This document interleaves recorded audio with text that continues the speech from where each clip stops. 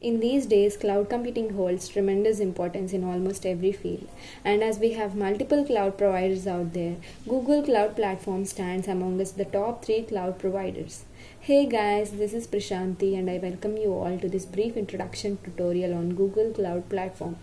So let me start this session by walking you all through the agenda for today's video.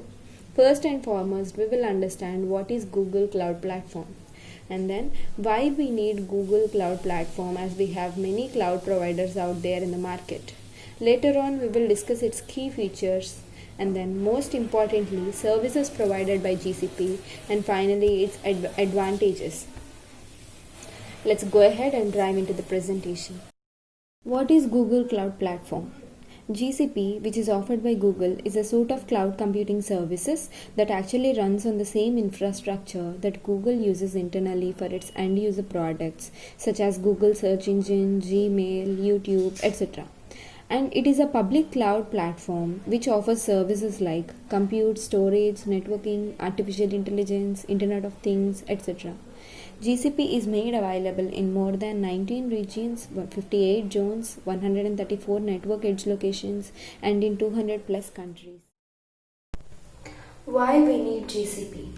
The services and features provided by GCP can be easily accessed and used by the software developers and users with little technical knowledge. So there was a campaign organized by Gartner where GCP was compared with other cloud service providers and was selected as the top 3 providers in the market in the year 2018. And it also offers various benefits like best pricing. Nothing but it follows pay per use feature, and you can pay only for the resources you use. And also GCP plans are said to be cheaper in rate than other platform hosting plans. And next comes automatic task scheduling. Here we can schedule the tasks using Google Cloud Scheduler. It allows you to schedule any job virtually. Jobs can be starting or stopping a service like so. And next we have live migration as one of the benefits. It's the process of moving a running virtual machine or application between different physical machines without disconnecting the client. And here, memory, storage, etc. of the virtual machine are also transferred from the original guest machine to the destination. And next comes customization. GCP provides a custom machine type feature that actually lets the user to create a virtual machine customized according to their needs. So these custom machine types are basically priced based on the number of resources you have used. And next we have data privacy and security. Google has hired a team of professionals called Information Security Team that constantly work on securing and protecting the data stored in the Google Cloud. And also, Google uses several layers of encryption to protect the data. And finally, we have flexibility and scalability. GCP is well known for its scalable system that it provides, which automatically adds more capacity as the workload increases. Now, talking about its key features of GCP, first comes on-demand service, which means users can automatically request the service based on their needs without human interaction. And assigning resources is done dynamically based on the consumer needs. Next, we have broad network access. Nothing but resources and the information can be accessed from anywhere and at any point of time. And thirdly, we have resource pooling. Nothing but assigning and reassigning different physical and virtual resources in order to serve multiple consumers.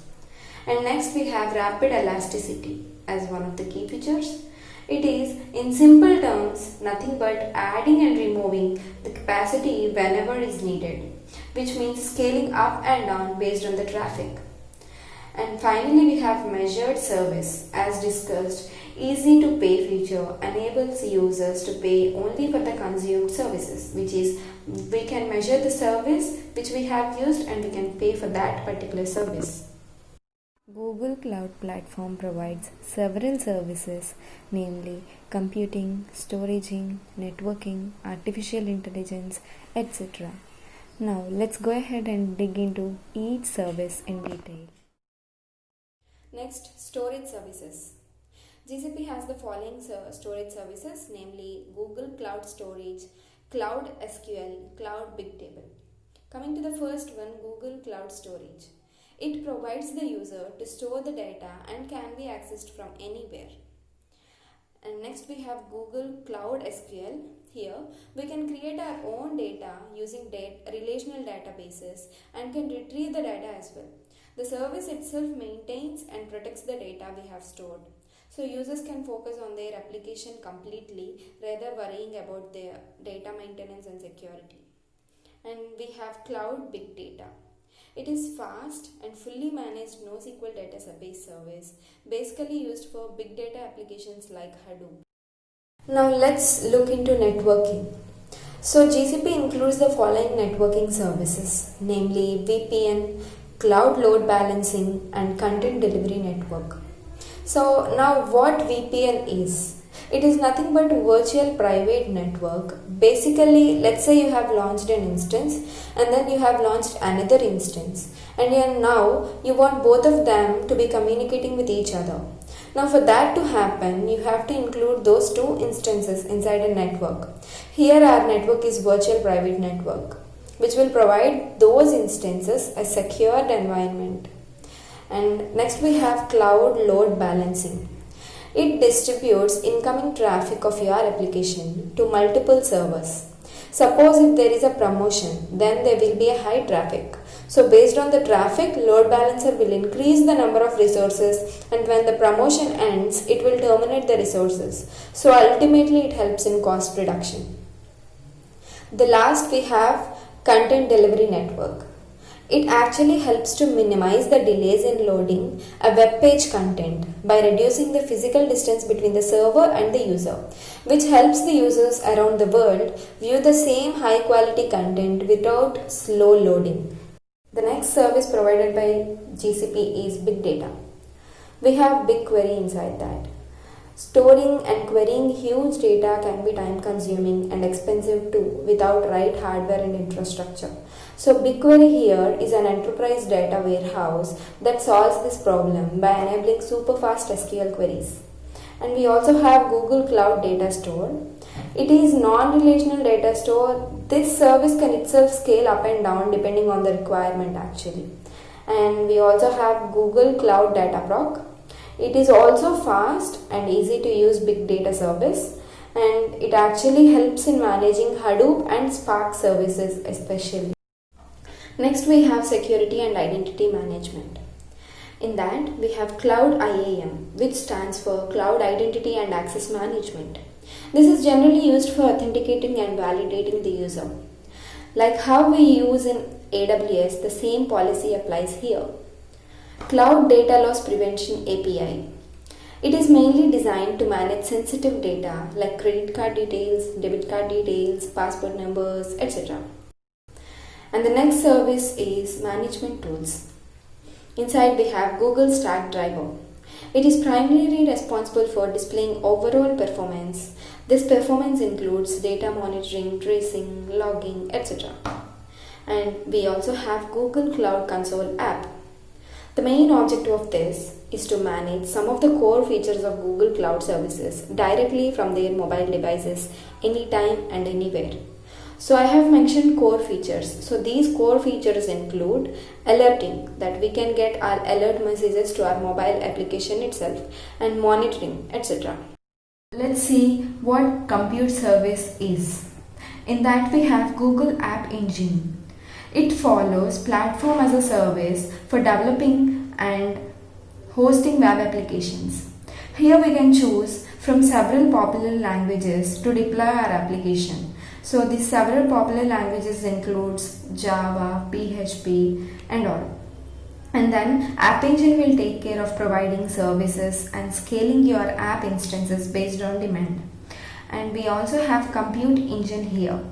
It follows the concept of infrastructure as a service and is basically designed on the same infrastructure used by Google search engine, YouTube, etc. as I have mentioned.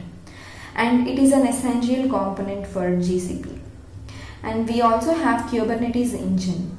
This computing service is responsible for offering a platform for automatic deployment, scaling, and other operations of applications containers across. Next we have Cloud Artificial Intelligence. Inside we have Cloud Machine Learning Engine.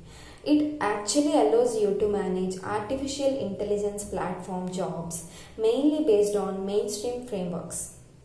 And next we have cloud auto machine learning, which is here users can enter their data sets and can access the quality predefined machine learning models. Areas like financial services, healthcare, transportation have been using this. Next comes cloud IoT, which is Internet of Things. Inside that we have Cloud IoT Core.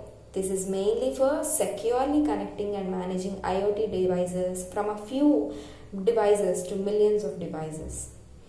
And next we have Cloud IoT devices or Cloud IoT Edge. Wherever there is a need for memory or other computing resources, Edge brings you to the nearest location of the user. Now let's go ahead and look into its advantages.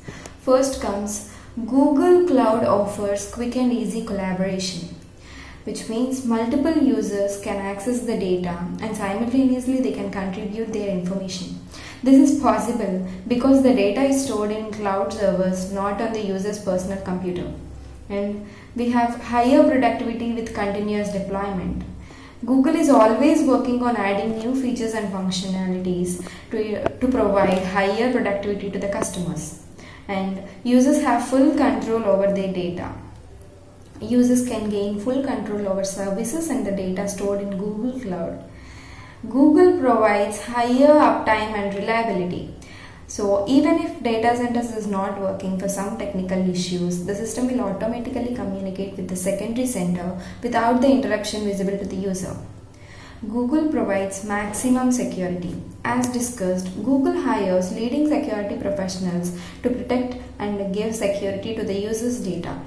And finally, users can access Google Cloud from anywhere and at any time. That's it for this video, guys. If you feel this interesting and helpful, do like, share and subscribe to our channel Bachelor Pamalu. Thank you.